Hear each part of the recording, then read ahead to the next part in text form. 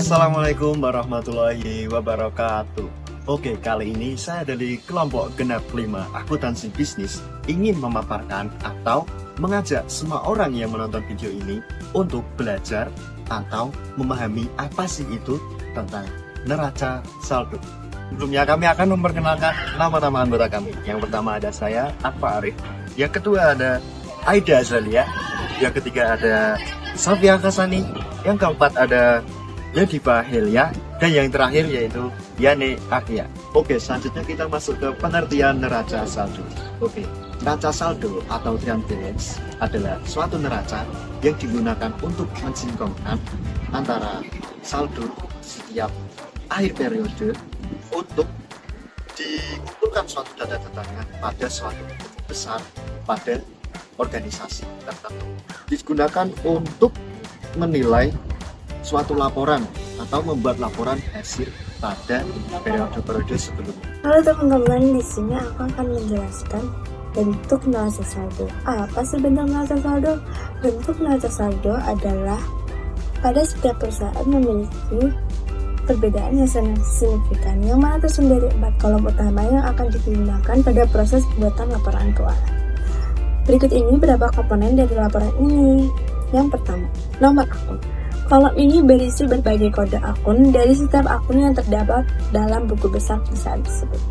Yang kedua, nomor atau kode akun yang harus ditulis secara sistematis atau urut mulai dari kode yang menunjukkan kode akun atas sampai kode yang akan menunjukkan kode akun BPM.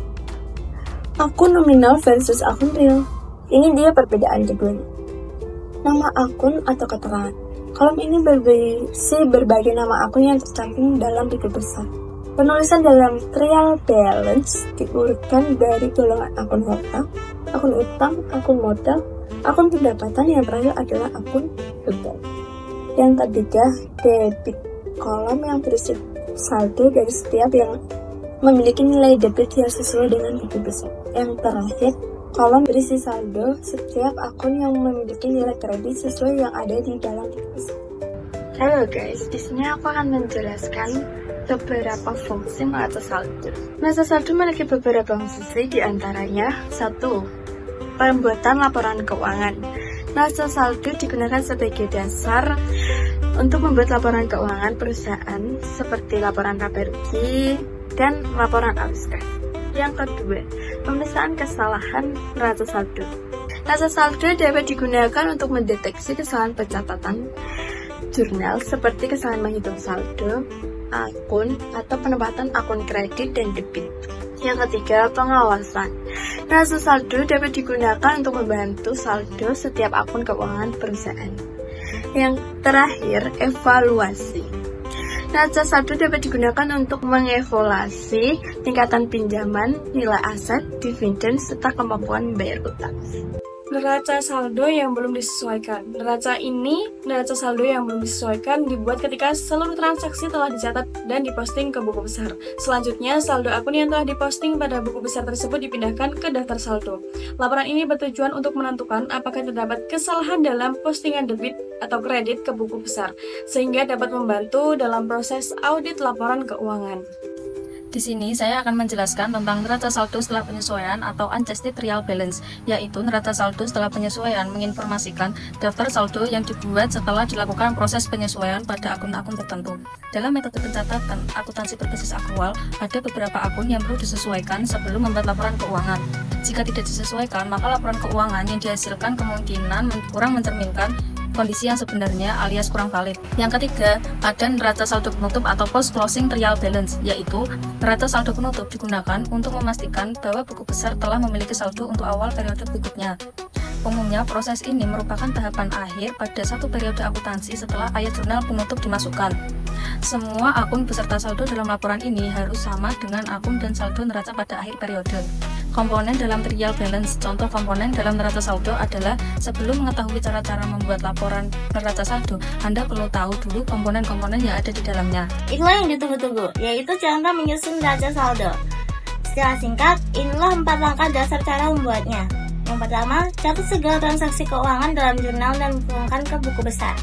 Yang kedua, susun lembar kerja dengan membuat 3 kolom berisi nama akun, saldo debit, dan saldo kredit. Yang ketiga, masukkan semua transaksi yang berada di buku besar ke dalam kolom yang sesuai. Yang keempat, cek jumlah kolom debit dan kredit, karena hasilnya harus seimbang atau balance. Jika tidak seimbang, maka kamu harus mencari tahu permasalahannya dengan memeriksa kembali daftar transaksi di buku besar. Baik, sebagai contoh kasus di sini Marsha adalah seorang sosial media spesialis yang memiliki usaha jasa manajemen media sosial yang sedang berkembang. Pada tanggal 31 Desember 2021, Marsha memeriksa transaksi di buku besarnya. Ia merunut pada sumber data semua transaksi harian yang dicatat pada buku besar. Buku besar ini merupakan sumber data untuk membuat neraca saldo. Transaksi pada usaha jasa milik Marsha sepanjang bulan Desember 2021 adalah sebagai berikut. Jadi berikut ini 1-10 merupakan transaksi harian yang dicatat oleh Marsha pada buku besar. Dan ini akan kita gunakan sebagai acuan untuk membuat neraca saldo. Baik, di sini langsung saja, ini adalah tabel dari neraca saldo. Di sini saya menggunakan nama PT Madijaya, neraca saldo jasa manajemen media sosial pada bulan Desember 2021. Baik, berikutnya yang pertama adalah kas pada 1 Desember 2021 sebesar 3.500.000. Kas ini, nama akun kita tulis kas, lalu kas ini masuknya yaitu pada debit. Kita tuliskan kasnya sebesar 3.500.000 seperti ini. Lalu yang kedua, Marsha memiliki piutang di bulan November 2021 sebesar 5 juta karena perusahaan A sebagai klien belum membayar. Jadi perusahaan A sebagai kliennya dari Marsha belum membayar. Jadi ia memiliki piutang sebesar 5 juta rupiah. Piutang ini kita masukkan pada debit. Lalu yang ketiga adalah pada tanggal 10 Desember 2021 Marsha membeli laptop baru untuk menggantikan laptop lamanya yang rusak dengan harga 5.300.000. Laptop ini kita masukkan ke perlengkapan. Lalu berikutnya pada 1 Desember 2021 Marsha memutuskan merekrut karyawan dengan gaji bulanan sebesar 2 juta. Jadi pada tanggal 13 Desember 2021, Marsha memutuskan merekrut 1 karyawan dengan gaji bulanan sebesar 2 juta. Gaji ini masuknya juga tergolong pada debit. Lalu berikutnya, akumulasi penyusutan peralatan yang sudah dimiliki oleh Marsha sebesar 400.000. Jadi mengalami akumulasi penyusutan. Akumulasi penyusutan ini tergolong pada kredit.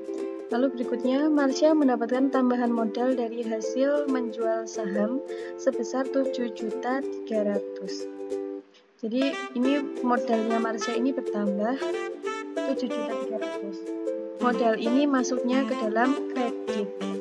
Lalu berikutnya, Marsha sempat meminjam sejumlah uang sebesar 3.500.000. Jadi Marsha ini meminjam uang berarti hutang. Hutang ini masuknya ke dalam kredit.